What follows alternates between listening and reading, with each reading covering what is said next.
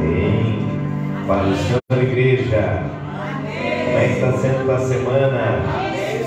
Glória a Deus. Quero convidar você a abrir a tua Bíblia no livro de Atos dos Apóstolos, no capítulo 4. Nós vamos ler o versículo 5 em diante. Louvado seja o nome do Senhor. Nos deu mais essa oportunidade de poder estar na casa dele, poder louvar e agradecer o nome do Senhor. Mesmo talvez você não esteja com uma voz tão boa como a minha, mas isso não importa, Deus se agrada com a tua adoração, amém?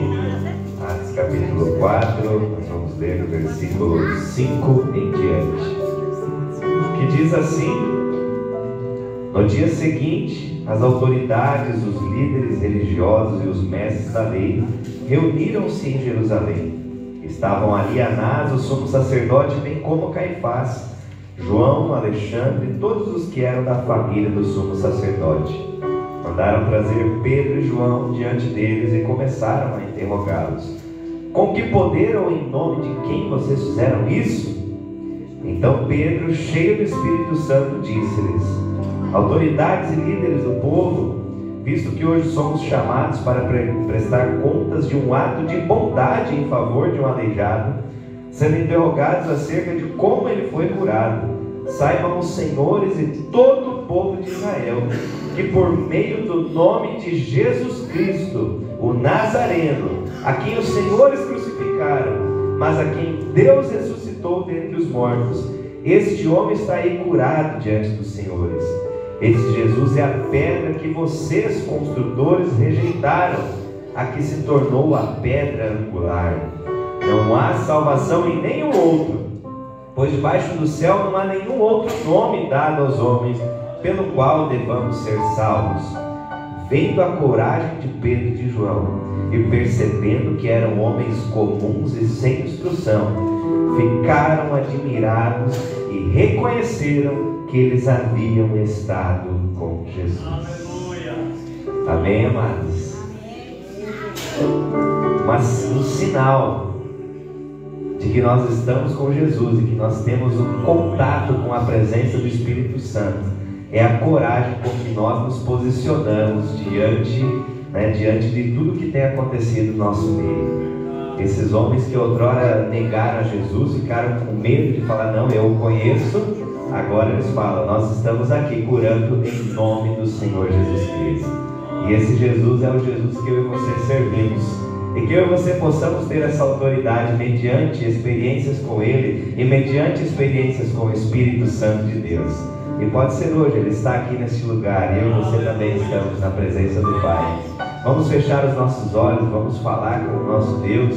Desde esse momento invocar a presença dEle, que essa presença pode fazer maravilhas nessa noite na tua vida, na minha vida, em nome do Senhor Jesus. Senhor nosso Deus e nosso Pai querido, que estamos nós, Senhor, queremos te louvar, porque o Senhor é maravilhoso, e o Senhor outrora, lá no passado, o Senhor pode fazer maravilhas no meio do teu povo, de pessoas que se colocaram diante de ti, Senhor, de uma forma especial, e talvez olharam e falaram: Senhor, usa-me a mim, eis-me aqui, Senhor. Que assim seja o desejo do nosso coração. E nessa noite estamos aqui, Pai, para, Senhor, aprender mais de Ti, para buscar mais de Ti, para também entregar o nosso louvor, a nossa adoração ao nome do Senhor. Meu Deus, o nome do Senhor Jesus, que o Senhor possa nessa noite, Senhor, falar aos nossos corações, transformar as nossas vidas, porque ainda há transformação, porque o Teu Espírito está aqui, o Teu Espírito é vivo no meio de nós, Pai. Que o Senhor possa haver cura no meio de nós, pelo poder do nome do Senhor Jesus. Nós te queremos mais a cada dia, Senhor, e é isso que nós te louvamos nessa noite, ó Pai, em nome do Senhor Jesus. Aleluia, Jesus.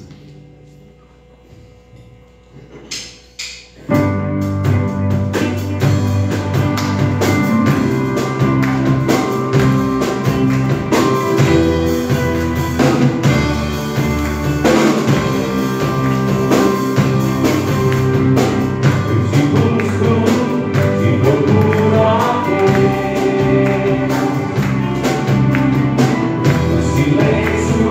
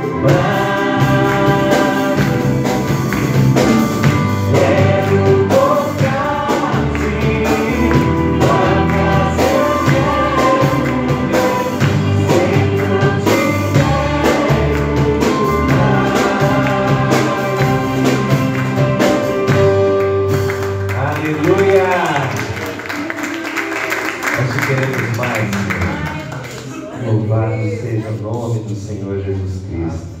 Nós queremos mais de Ti, amados. Nós queremos mais de Ti, Senhor, nessa noite, novas experiências com o Senhor. Que nós possamos navegar no oceano do Espírito Santo de Deus. Louvado seja o Teu nome, amados, porque onde há manifestação, onde há a presença do Espírito Santo, há derramamento de poder sobre a igreja.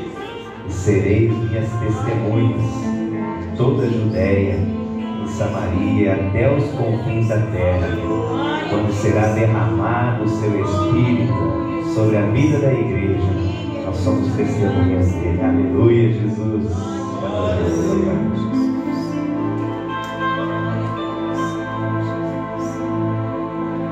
Eu navegarei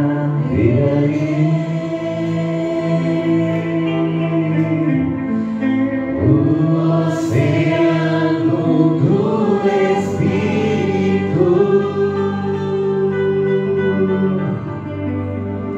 e aí adorarei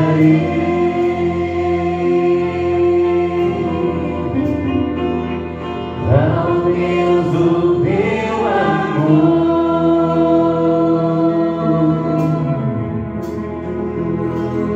Eu navegarei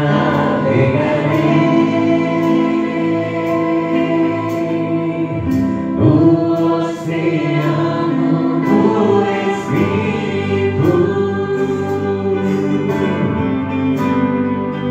e ali adorarei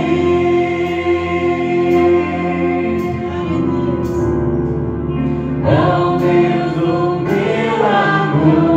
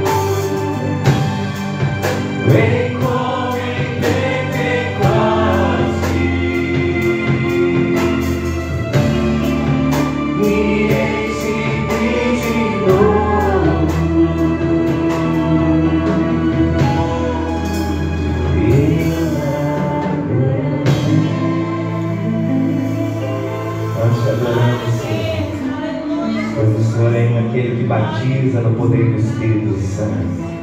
Tu és ainda aquele que faz a igreja do Senhor tremer quando ela se coloca diante da tua presença. E eis aqui um povo, Pai, que eu acredito que quer se colocar a cada dia na presença do Senhor. Então opera as maravilhas em nós e através de nós, pelo poder do nome de Jesus. É o que nós te pedimos, Pai. Amém e amém, Senhor.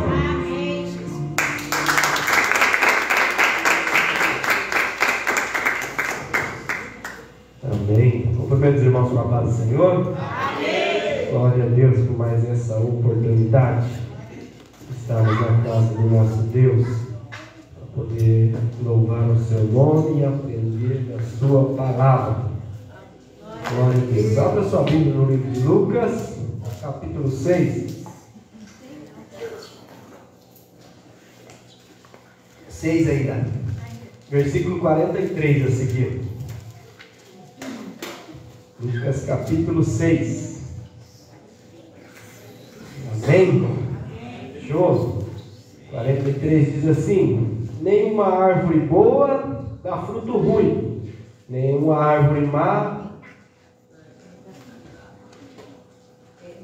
nenhuma árvore boa dá fruto ruim, nenhuma árvore ruim dá fruto bom. Toda árvore é reconhecida por seus frutos. Ninguém colhe figos de espinheiros, e nem uvas de ervas daninhas. O homem bom tira coisas boas do bom tesouro que está em seu coração, e o homem mau tira coisas más do mal que está em seu coração, porque a sua boca fala do que está cheio o seu coração. Pai, nós te louvamos, Senhor, te agradecemos por essa oportunidade. Estamos na tua casa, Senhor, diante da tua palavra viva, eficaz, poderosa. Pai amado, e queremos te pedir, venha falar conosco, venha nos ensinar mais um pouco nesta noite, que nós venhamos ser impactados por tua palavra, transformados por ela, guiados por ela, em nome de Jesus. Eu oro agradecido. Amém. Amém. Glória a Deus. Irmãos, esses textos, como eu falei semana passada, é os textos que a gente pularia se a gente estivesse lendo, ou se a gente pularia se a gente tivesse a opção de pular. Por exemplo, eu vou escolher o que eu vou pregar. Não escolheria esse texto para pregar. Por quê? Porque, como disse Paulo, não que eu já haja alcançado, mas esquecendo das coisas que para trás ficam, prossigo para o alvo da soberana vocação. Quando a gente lê essas palavras, a gente apanha na leitura, né? Semana passada nós falamos sobre o julgamento, sobre amar os inimigos, sobre essas coisas difíceis de fazer, sobre cuidar do cisco que está no olho do irmão e esquecer da trave que está no nosso. E tudo isso é pela graça de Deus, pela misericórdia de Deus. E nesse versículo 43 a seguir também vai falar um texto muito difícil. Por quê? Porque nenhuma árvore boa dá fruto ruim, nenhuma árvore ruim dá fruto bom. Jesus vai dizer que pelos frutos é que nós somos conhecidos. E ele diz: ninguém colhe figos de espinheiros, nem uvas de ervas daninhas. O homem bom tira coisas boas do bom tesouro que está em seu coração, mas o homem mal tira coisas más do que está em seu coração. E a boca fala do que o coração está cheio. E, irmãos, chegar no final de um dia e a gente pensar no tudo que a gente falou, nosso coração estava muito cheio de coisa ruim, né? Você já parou para pensar no final de um dia quantas palavras que não eram bons frutos que já saiu da sua boca? E eu fico pensando que nesse texto Jesus vai dizer que o homem bom tira coisas boas do seu bom tesouro que está no seu coração. E quando a gente pensa que o coração, o pregador vai dizer nos provérbios que se uma coisa que nós temos que guardar é para guardar o nosso, porque dele procede as saídas da vida. Guardar o coração é extremamente necessário no tempo de hoje. Por quê? Porque quanto tempo nós passamos na presença de Deus para oferecer-lhe algo, ou para meditar na sua palavra, ou para orar, ou para cantar canções ao seu nome durante um dia. É bem pouco, não é verdade? Então o nosso coração está pouco exposto às coisas boas para ter um bom tesouro e muito exposto a coisas más para não ter tesouro nenhum, porque a Bíblia não vai chamar de tesouro que é mal, né? Vai falar assim, tira coisas más do que está no seu coração, não é tesouro mais. Então, e tesouro, irmãos, é algo difícil de se ter e de se encontrar, não é verdade? Quem assistia filme de pirata aí, filme de aventura, vai ver sempre que as pessoas estão em busca de um tesouro. E a Bíblia também vai falar que aquele homem que encontrou uma pérola de grande valor, ele vai lá e vende tudo que ele tem para comprar aquele campo por causa daquela pérola. Então, tesouro é algo raro. Tesouro é algo que se tem pouco. Não é verdade? Mas a palavra de Deus vai dizer que um homem bom precisa tirar boas coisas do tesouro que está no seu coração. E a dificuldade de nós termos boas coisas no coração, ter tesouro no coração, é um pouco o relacionamento que nós temos com coisas boas e coisas preciosas. Porque, irmãos, a gente está exposto o tempo todo ao que é mal, a palavras torpes, a palavras de maldição, a reclamação, o que mais? O que mais que a gente é exposto? A músicas profanas, a conversas vazias. E, querendo ou não, quando você está muito tempo envolvido nisso, você acaba, de fato, estando envolvido nisso. Não só presente, mas você acaba pegando coisas desse mal. E esse mal vai estando no nosso coração. Infelizmente, durante um dia a gente acaba falando coisas que não diz que temos um tesouro em nosso coração. E a boca fala que o coração está cheio. Irmão, você pega o celular e você vai começar a olhar, como o irmão Adilson falou aqui domingo retrasado, que a gente vai olhando e passa 2 horas e você nem viu. E nessas 2 horas tem muita coisa legal, tem muita coisa boa, mas tem muita coisa que contamina a gente, não é verdade? Verdade. E você senta diante de uma série, de uma televisão para você assistir. Quando você está assistindo, tem muita coisa legal, muita coisa impressionante, muita coisa. Tem coisas proveitosas, amém? Mas também naquele mesmo programa, naquela mesma coisa que você assiste, tem muita coisa que afeta o nosso coração e rouba também o nosso tempo. Então, tempo é algo precioso. E nós aprendemos aqui que nós precisamos remir o tempo, porque os dias são maus. E dias maus, irmãos, traz coisas más, não é verdade? E quando a gente pensa em um dia mau, a gente pensa em um desastre, não é verdade?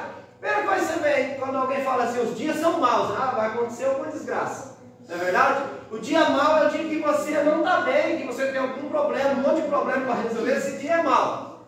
Às vezes esse dia mau vai fazer você se lembrar mais de Deus do que um dia que para você não é mau. Mas esse dia que para você não é mau está sendo um dia mau, porque você não está guardando tesouro no seu coração. O dia mau, irmãos, é o dia que você não dá o devido valor às coisas preciosas, aos tesouros de Deus. O dia mau é o dia que você tem muito tempo sobrando, e porque tem muito tempo sobrando, esse tempo é mal investido. O dia mau é o dia em que você não agrega valor à sua vida espiritual. O dia mau é o dia que... Você já reparou que a gente pensa assim, ó. Quem tem a vida corrida aí, levanta a mão. A gente tem a vida corrida, e a gente corre para lá e corre para cá. E daí a gente pensa assim, ó. Nossa, quando eu tiver algumas férias, eu quero ler a Bíblia, eu quero ler uns livros, e eu quero orar, e eu quero tirar, quando eu tiver de férias, eu quero tirar um dia lá na igreja, dobrar meu joelho, nem que for sozinho, eu quero falar com Deus, eu quero derramar minha alma diante do Senhor. Quem já pensou isso antes de pegar férias? Quem fez isso quando tirou férias? Aí a gente se frustra e acaba as férias passou e a gente viveu que seja 20 dias, foi 20 dias maus, porque a gente não adquiriu bons tesouros para o nosso coração. Porque a gente, a desculpa é sempre, a minha vida é muito corrida, não é só a sua. A minha vida é muito trabalhosa, não é só a sua. Mas nessa vida trabalhosa, nessa vida corrida, quando o dia é mau para nós, no nosso pensamento, a gente acaba ele e fala assim: Senhor, como eu preciso de você. Ou no meio desse dia mau você fala: Senhor, eu necessito muito da tua presença. Aí você está juntando um bom tesouro, mas o dia que é mau mesmo é o dia que você não aproveita muita coisa.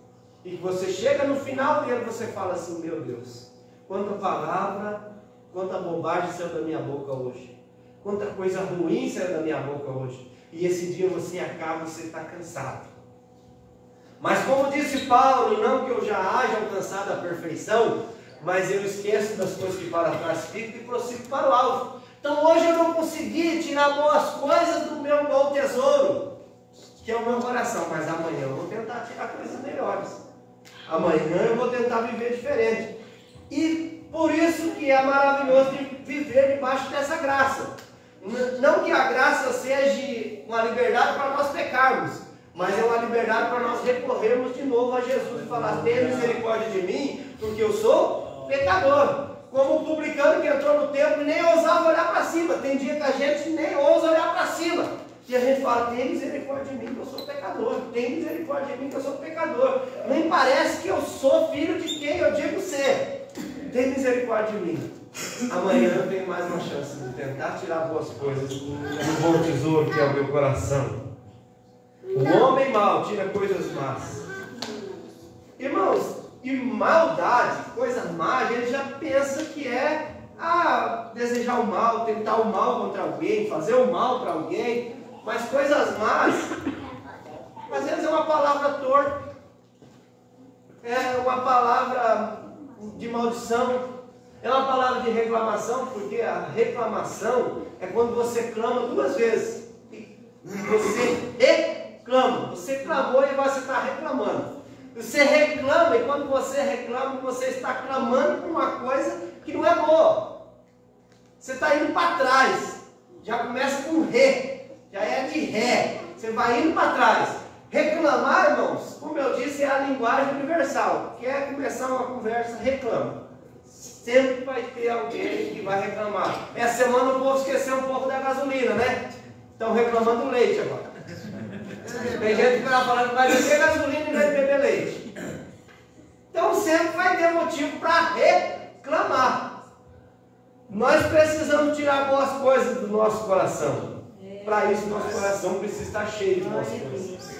Para isso nós precisamos gastar tempo na presença de Jesus. Para isso nós precisamos navegar no oceano do Espírito. Para isso nós precisamos não só cantar: eu te busco, eu te procuro, ó Deus, mas de fato buscar e procurar. Porque a gente sempre está falando, a vida é corrida, mas quando a gente tem mais tempo, menos tempo a gente dá para Jesus. Quando a gente tem mais folga, mais tempo só para as coisas más, para adquirir coisas inúteis no nosso coração. Versículo 46. Por que vocês me chamam Senhor, Senhor, e não fazem o que eu digo? Eu mostrarei com quem se compara aquele que vem a mim, ouve as minhas palavras e as pratica. É como um homem que, ao construir uma casa, cavou fundo, colocou os alicerces na rocha. Quando veio a inundação, a torrente deu contra aquela casa, mas não conseguiu abalar, porque estava bem construída. Mas aquele que ouve as minhas palavras e não as pratica, é como o homem que construiu uma casa sobre o chão sem alicerce. No momento em que a torrente deu contra aquela casa, ela caiu, e a sua destruição foi completa. Quando eu olho para esse texto, ele é muito conhecido. A irmã Irma gosta bastante de falar dele. Ela sempre fala que a gente precisa edificar a nossa casa na rocha. E eu acho muito interessante nesse texto é o seguinte: que são duas casas. E essas duas casas aparentemente são iguais.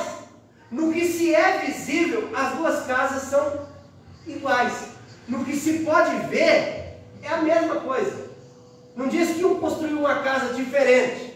diz que construiu com fundamento. O fundamento não é visível. O fundamento não dá para ver. Não é verdade? O fundamento fica escondido.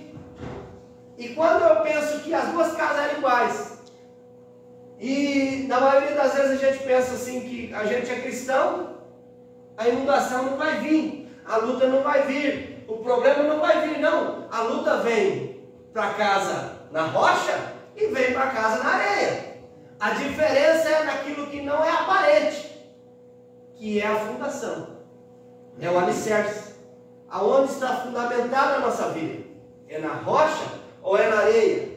Então assim, quando você olha para as duas casas são duas casas, ó, bem feitas, bonitas. Tem um jardim bonito na frente.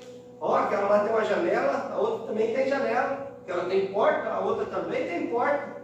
Aquela tem cozinha, a outra também tem cozinha. Tem quarto, também tem quarto. Tem sala, também tem sala. Então é uma casa. Quando você olha é igual. Mas quando vem a dificuldade, aí que o alicerce é que faz a diferença, onde está fundamentado. Então a nossa vida, irmãos, é daquilo que se vê, mas também daquilo que não se vê. O que não se vê é a nossa fé. A nossa fé, às vezes, é abalada. E eu acho muito importante que a nossa casa está sendo construída. E tem dia que a gente coloca um tijolo na nossa casa, que a massa está fraca, que é pura areia. E que se o vento pegar naquele dia, aquela parede cai. Aí vão ter que começar a fazer de novo. Você já parou para pensar que nós estamos sendo edificados, casas vivas, Pedro vai dizer, edifícios, bem ajustados para o Senhor, mas tem dia que a nossa vida é tão má, nossa conduta é tão má, nós tiramos tantas coisas más do nosso coração, que a edificação dessa casa vai deixando a desejar. Por exemplo, a gente edifica a nossa casa e a gente começa cavando. Quando alguém quer começar a casa já, erguer logo as paredes, sem fazer os buracos, sem jogar o concreto, sem colocar os ferros, essa casa vai ser construída rápido, mas ela não vai ter sustentação. E quando a gente pensa na nossa vida espiritual, como eu digo sempre, a nossa vida espiritual, a nossa vida com Deus é um processo, a nossa conversão é um processo. A vida com Deus, irmãos, não é um passe de mágica. E às vezes, além de não ser um passe de mágica e ser um processo, a gente às vezes recua e dá uns passos para trás desse processo. Quem já se sentiu assim alguma vez, nesse mês que está acabando? Hoje é o último dia do mês. Teve algum dia que eu pensei assim, meu Deus, quanto eu voltei para trás. E a gente pensa, meu Deus, o que está acontecendo comigo? Eu preciso voltar. E a gente tem que voltar para onde? Para o fundamento. Nós precisamos voltar para Jesus. Nós precisamos voltar para a rocha. Por quê, irmãos? Porque o inimigo anda ao procurando a quem possa. E como é que se traga? Um pouquinho de cada vez. Você vai fumar um cigarro? Você não fuma de uma vez só. Você dá uma pitadinha, para. Dá uma pitadinha, para. Não estou ensinando você a fumar, não, tá? Porque você já deve ter visto alguém fumando, né? Pita, para, pita e para. Então vai tragando e vai tragando. E quando vê, tá só a bituca.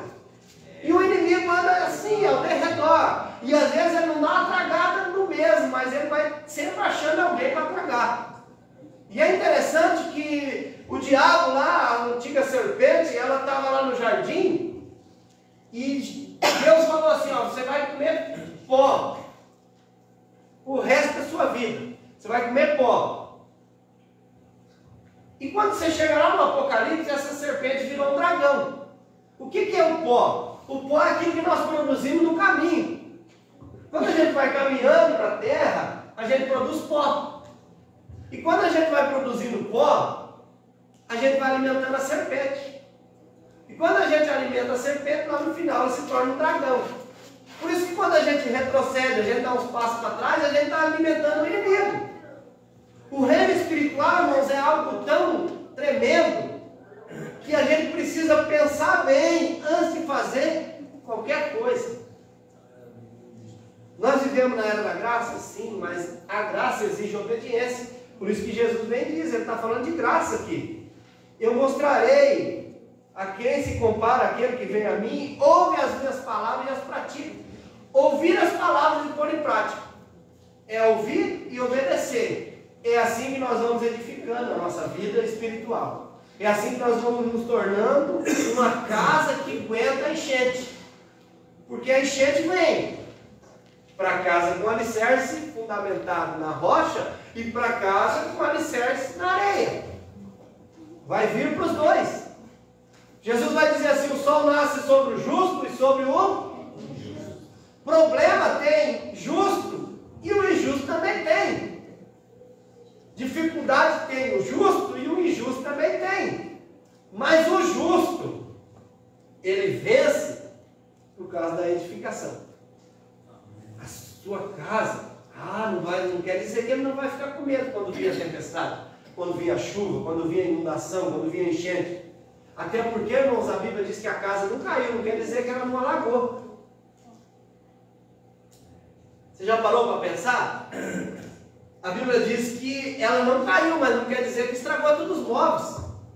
E tem luta na vida da gente que estraga algumas coisas dentro de nós, não é verdade? Tem dificuldade que a gente vai passando na vida e que vai estragando algumas coisas dentro de nós. A diferença é que nós continuamos de pé.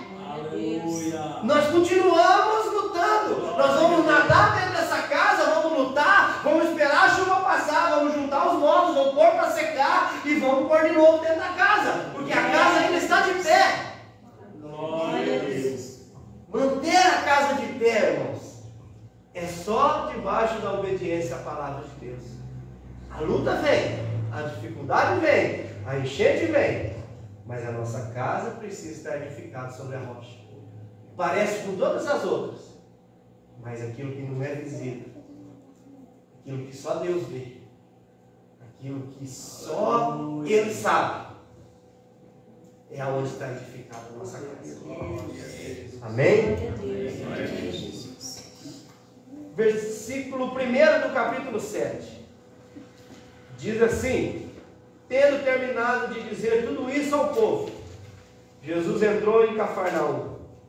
Ali estava o servo de um centurião, doente e quase à morte, a quem seu senhor estimava muito. E ele ouviu falar de Jesus. E enviou-lhes alguns líderes religiosos dos judeus, pedindo-lhe que fosse curar o seu servo. Chegando-se a Jesus, suplicaram-lhe com insistência: esse homem merece que faças isso, porque ama a nossa nação e construiu a nossa sinagoga. Se você ler o texto só até aqui, quando eu leio o texto só até aqui, eu tenho uma impressão desse homem. Eu tenho a impressão que esse homem se acha importante. Quando eu leio o texto até aqui, eu tenho a impressão que os líderes religiosos têm uma dívida com esse homem. E que porque eles têm essa dívida, ele pede para eles irem até Jesus, porque ele ouviu falar de Jesus. E quando eles chegam até Jesus, quando esses homens começam a falar com Jesus, falam assim: ele merece que o Senhor faça isso. Aí você pensa: meu Deus, está chegando diante de Jesus e falar que merece que Jesus faça alguma coisa? Parece soberba, não parece? Quando você lê o texto até aqui, você pensa: meu Deus do céu, nós não sendo Jesus, a gente já pensa: capaz eu vou fazer alguma coisa para esse cara, como é que ele merece? Ele é pecador igual a todo mundo aí. Aí, irmãos, Jesus foi com eles. Quando eu li esse texto pela primeira vez na minha vida, eu tive essa impressão de que esse homem era soberbo. Mas quando eu vejo que Jesus foi com eles, eu falei: opa, tem alguma coisa errada. Porque Jesus, irmãos, conhece corações. Jesus não conhece só atitudes, Ele conhece o que está por trás da nossa atitude. Ele conhece a intenção que está por trás daquilo que nós fazemos, daquilo que nós praticamos. E Jesus foi com eles. E daí ele estava perto da casa quando o centurião mandou amigos dizerem a Jesus: Senhor, não te incomodes, pois não mereço receber-te debaixo do meu teto. Agora, quando esse homem abre a boca, ele fala: Senhor, não te incomodes, não precisa entrar na minha casa, porque eu não mereço que o Senhor entre debaixo do meu teto. Agora entra algo interessante. As pessoas, os religiosos, viam ele como alguém importante, como alguém estimado. Eles tinham ele em autoestima. Mas eu fico pensando, irmãos, como que esse homem deveria ser? Por quê? Porque ele era um centurião. Centurião era um chefe de 100 soldados. Cafarnaum era uma cidade quase que fronteira, que tinha ali um lugar, um destacamento do exército militar romano. E quem veio falar com Jesus são os religiosos judeus. Mas os religiosos judeus odiavam o exército romano. Mas esse homem é um centurião, ele é um chefe de 100 soldados romanos, e esses homens gostam dele. Então ele era uma pessoa boa, uma pessoa religiosa, uma pessoa, como que se diz, piedosa. Você imagina um homem que os religiosos, porque, por exemplo, um publicano eles odiavam. Então você imagina um centurião, que é chefe do exército, de 100 soldados. Então, se tinha alguma rebelião, algum problema, esse chefe é que ia chefiar esse soldado para controlar o povo judeu, por exemplo. Se tinha algum problema, alguém que não pagava imposto, era esse centurião que ia mandar os soldados prender o judeu que não pagou imposto na sua própria terra. Então, se a gente pensar politicamente falando, esse homem tinha que ser odiado. Mas ele era um homem piedoso, porque ajudou a construir a sinagoga. Ele era um homem religioso, porque os religiosos gostavam dele. Mas ele não se via como os outros o viam. Ele falou assim: Senhor, eu não sou digno de que entre no meu teto. E os religiosos falaram assim: Senhor, ele merece que o Senhor faça isso. Outra coisa importante na vida desse homem, ele não está pedindo nada para ele. Ele é um intercessor. Ele está pedindo por um servo. Então, irmãos, esse homem tem 100 soldados. E ele tem servos. O servo, o escravo, para um romano, era alguém que eles batiam e que ele podia até matar e comprar outro e pôr no lugar. Mas esse homem tem um servo que está doente, e ele vai lá e manda os religiosos falar com Jesus, para que Jesus cure o servo dele. Não te incomodes, pois não mereço receber-te debaixo do meu teto. Eu não mereço. Os outros podem achar que nós merecemos, mas nós não merecemos. As pessoas podem olhar para nós e falar assim: não, aquela pessoa é uma pessoa boa. Mas como Jesus disse aqui, um pouquinho para trás, quando todo mundo falar que você é bom, cuidado, que eles falavam assim também dos falsos profetas. Tinha um rei de Israel que se revoltou com um profeta e falou assim: não, eu não quero que esse profeta venha e fale aqui comigo, porque ele nunca fala nada bom para mim. Traga os outros. Aí quando trouxe aquele também, ele já falou: ó, tentou falar alguma coisa boa para o rei. Não, não quero que imita para mim. Então é o seguinte: você vai morrer, você está lascado e pronto, acabou. É a verdade? Então, falar a verdade, irmãos, vai gerar inimizade. Então, esse homem aqui, ele tinha amigos que achavam que ele merecia, mas ele olhando para cima falava: eu não mereço. Porque, irmãos, nem a maior bondade do ser humano, nem o ser humano mais bondoso, mais piedoso do mundo, pode chegar diante de Jesus com orgulho e com arrogância. Nenhum homem pode chegar diante de Jesus, que é santo, fiel, poderoso, limpo, branco, alvo, e achar que ele não é pecador. Por mais bondoso e piedoso que uma pessoa seja, ela tem que chegar diante de Jesus com reverência e clamor, dizendo assim: eu não mereço. Porque todas as nossas justiças diante de Deus são como um trapo de imundícia. Você pode tentar ser a pessoa melhor do mundo. O Espiritismo diz assim: ó, você seja bom nessa vida, abençoe, ajude, dê comida para o pobre, dê comida para quem não tem, dê roupa para quem não tem, e na outra encarnação você vai nascer uma pessoa melhor. Mas o Evangelho de Jesus diz assim: seja bom, abençoe, mas quando você chegar diante de Jesus, você chegue com reverência e próximo diante dele e diz: tem misericórdia de mim, porque eu não mereço. Porque, irmãos, nós somos pecadores. A nossa índole é má. As nossas intenções.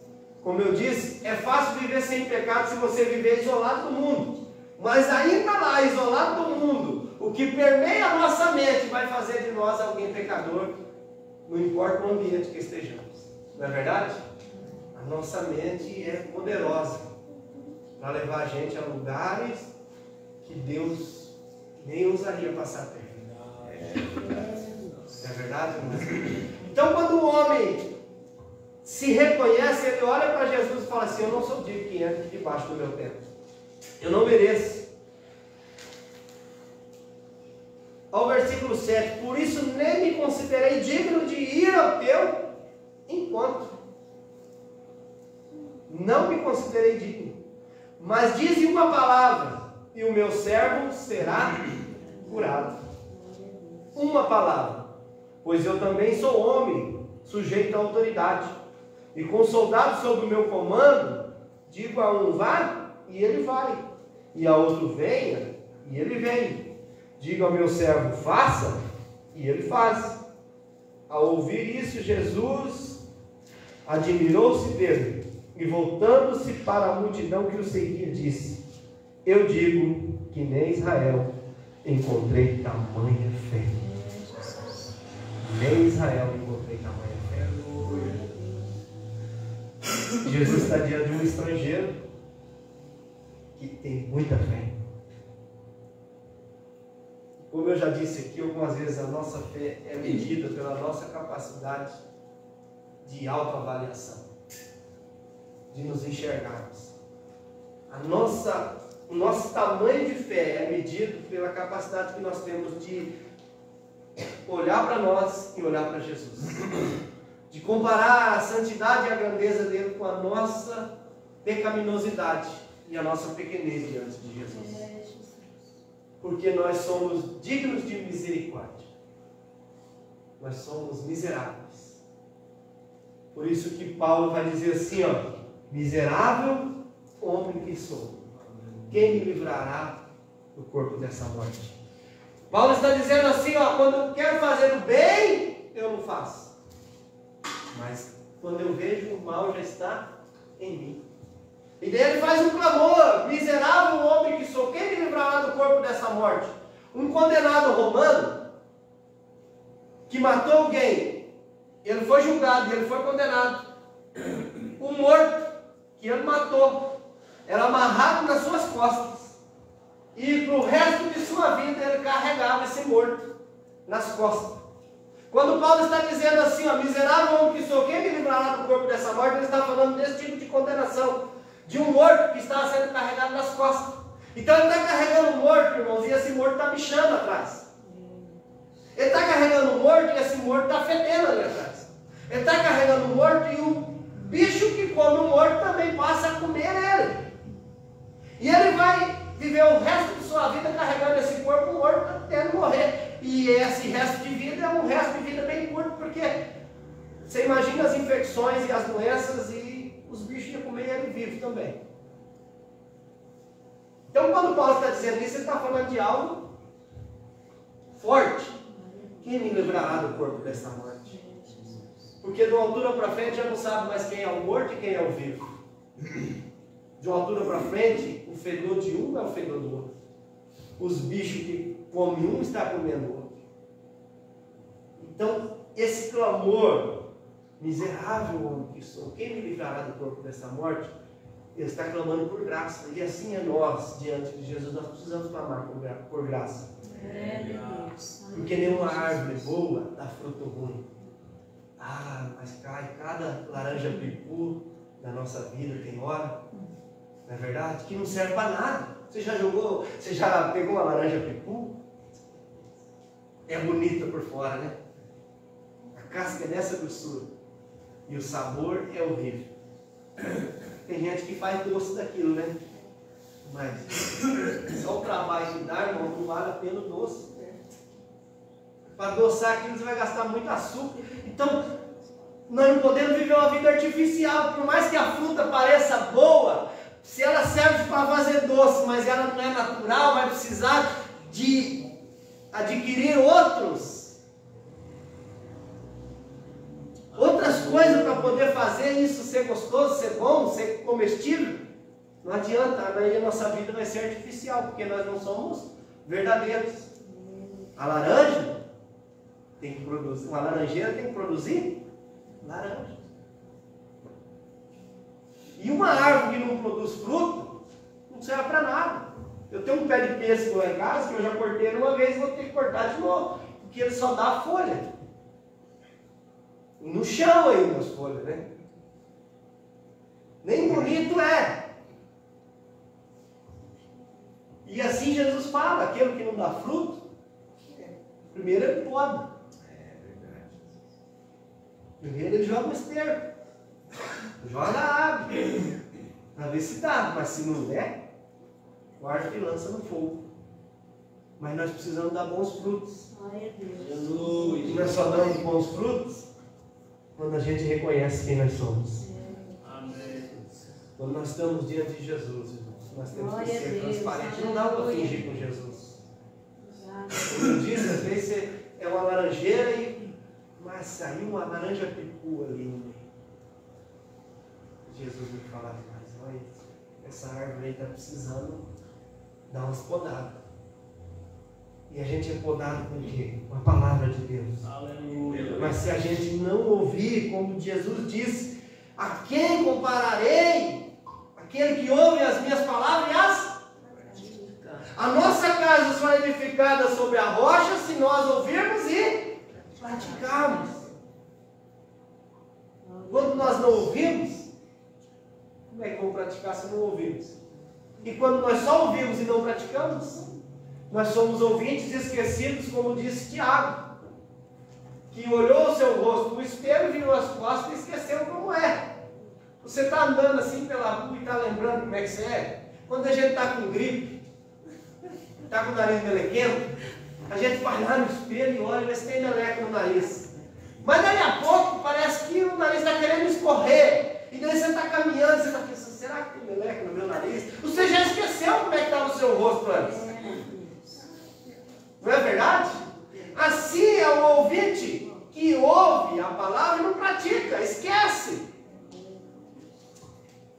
A gente esquece que tem barba branca, tem hora. E daí você olha no espelho e leva até um choque. Eu esse dia fiquei chocado com o tanto de fio que está aparecendo por aqui.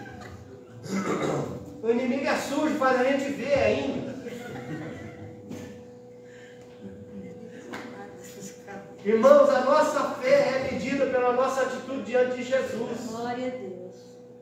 Esse homem foi elogiado por Jesus. Irmãos, Jesus está percorrendo Israel. Mas o Jesus que está falando aqui não é só o Jesus que percorre Israel do seu primeiro ano de idade até os 30, que ele começou o seu ministério. É do Jesus histórico, que no princípio era o Verbo, e o Verbo era Deus, e o Verbo estava no princípio com Deus. Quando ele está dizendo assim, nem Israel encontrei tamanha fé, ele está falando na história da humanidade, ninguém se posicionou diante de Deus como este homem. Ninguém chegou diante de Deus como esse homem chegou e falou assim, eu não sou digno que o Senhor entre debaixo do meu teto. Quando ele está falando isso, irmãos, ele não está olhando para Jesus, um homem comum, um mestre da lei, alguém que está ali na terra para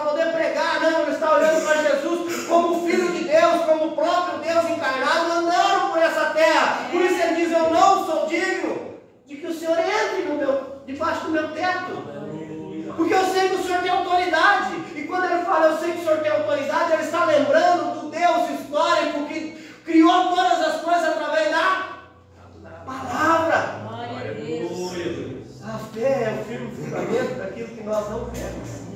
Mas Deus criou todas as coisas através da palavra. Então esse homem está dizendo assim, eu sei quem o Senhor é. Eu não sou digno, você vai até a minha casa. E eu nem me achei digno de vir até aqui. Mas se o Senhor disser uma palavra, porque eu te conheço, eu sei quem você é. Que no princípio era o Verbo. O Verbo era Deus.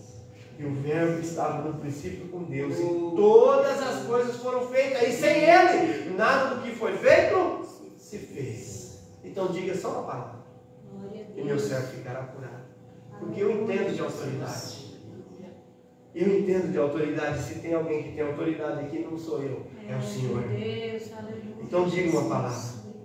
Então os homens que haviam sido enviados voltaram para casa e encontraram o servo restabelecido. Por causa da palavra. Por causa da fé. Ah, nossa fé. Como está a nossa fé? A nossa fé é que fundamenta a nossa casa. A nossa fé é que faz nós termos bom tesouro no coração ou não ter tesouro nenhum. O que nós cremos determina o que nós somos. Em quem nós cremos determina o que fazemos. Porque a quem compararei? A quem é semelhante? É aquele que ouve as minhas palavras e as pratica. Quem tem capacidade de me reconhecer como Deus. Aleluia. Irmãos, ninguém entra na presença de Deus de qualquer maneira. Estar diante de Deus é estar com temor. Estar diante de Deus é reconhecer a santidade dele. Quando Moisés pediu para ver a glória de Deus, Deus falou para ele assim: Moisés, não tem como alguém ver a minha glória e sobreviver. Mas teve um homem que um dia encontrou com o anjo do Senhor, o próprio Deus. Um homem chamado Jacó, um homem pecador, um homem usurpador. E esse homem lutou com Deus a noite toda. Mas quando este homem foi tocado na coxa, ele reconheceu com quem ele estava lutando. Aí ele falou assim: não te deixo enquanto não me abençoar. Quando ele viu quem era que estava lutando com ele, ele falou assim: eu não vou te deixar enquanto não me abençoar. E este homem recebeu a bênção de Deus, e a bênção de Deus é essa: você não será mais Jacó, mas sim Israel. Aí o Jacó vai embora e vai encontrar-se com Esaú, que na história poderia ter um desejo de matá-lo. E ele se encontra no outro dia. Jacó com medo. Mas Esaú chega. E os dois se prostram. Os dois se abraçam. Os dois relembram. E os dois desfrutam de comunhão. E aí a gente pensa: por que Esaú não matou Jacó? Porque não tem como matar alguém que já está morto. Porque ninguém luta com Deus a noite toda e sobrevive. Ninguém chega diante da grandiosidade de Deus e continua sendo quem é. Por isso, irmãos, nós precisamos nos encontrar mais com Deus. Nós somos consequência dos nossos encontros. E quando eu digo que às vezes nós estamos tirando mais coisas do nosso coração, é porque nós somos consequência dos nossos encontros. E com quem nós temos mais nos encontrado pelo caminho é com o espírito das trevas que permeiam esse mundo tenebroso. Mas nós precisamos navegar no oceano do Espírito nesse tempo de dificuldade. Nós precisamos nadar no oceano do Espírito. Nós precisamos sair catando os móveis no meio da enchente, mas ainda estando com a casa de pé, glorificando e exaltando o nome do Senhor. Porque só Ele é digno de toda honra, toda glória, todo louvor, toda adoração. Só Ele que entregou a sua vida no Calvário. para que eu e você tenhamos vida e vida abundante. Coloque-se de pé. Que nós possamos nos atracar com o Senhor, para que a nossa carne venha a morrer. Que nós venhamos clamar ao Senhor por misericórdia e graça, para que Ele nos capacite a obedecer. Aleluia. A graça não é algo que abre espaço para pecarmos, mas é uma força capacitadora para nós obedecermos. É de graça, é maravilhoso, mas nós precisamos clamar por essa graça para permanecer obedecendo, ouvindo a palavra e obedecendo, ouvindo a palavra e pondo em prática, ouvindo a palavra e edificando a nossa casa, adorando a esse Jesus, exaltando a esse Jesus, que Ele fala e acontece. Diga apenas uma palavra. Irmãos, às vezes nós precisamos ouvir uma palavra da boca de Jesus. Ouvir uma palavra da boca de Jesus vai curar o nosso ser interior. Ouvir uma palavra da boca de Jesus vai transformar o nosso dia pesado em um dia de alegria e de vitória. Ouvir uma palavra da boca de Jesus pode transformar toda a nossa história. Ouça a voz do Senhor Jesus. Ouça a voz dele nesse tempo de turbulência, de muitas vozes, de muita acusação, de muito pecado, de muito transtorno, de muito temor, de muito medo, de muito assombro. Ouça a voz de Jesus, e a voz de Jesus vai acalmar o seu coração.